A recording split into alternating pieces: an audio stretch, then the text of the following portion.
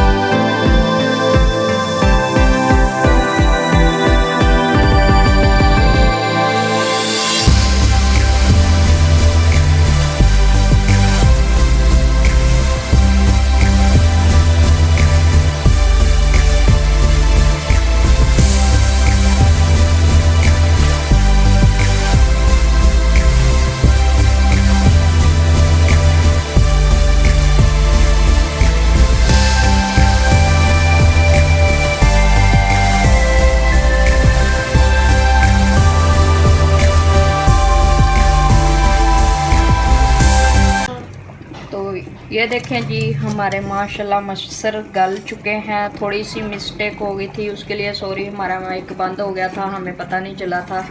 तो अब हम दोबारा आप लोगों को दिखा रहे हैं। तो देखें, थोड़ी देर और लगेगी मसर गलने को।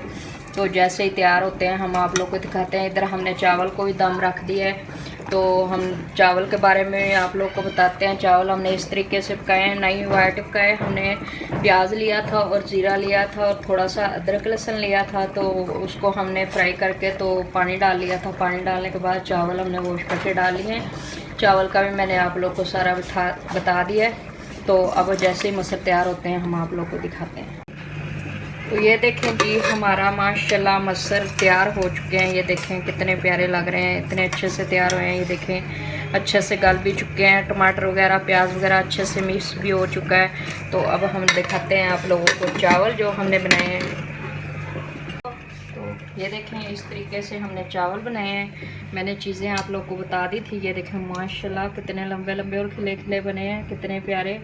और ये देखें, अब हम करते हैं डिश आउट। आप लोगों को डिश आउट करके दिखाते हैं। तो गाइज, हमारे मसर भी तैयार हो चुके हैं। चावल भी माशाल्लाह अच्छे से तैयार हो चुके हैं। अफ्तारी का तुम लोग को पता है टाइम हो जाता है, हमें जल्दी होती है। तो हमारी आज की रेसिपी तैयार हो चुकी है। हम मिलेंगे अगली रेसिपी के साथ। अल्लाह हाफिज़।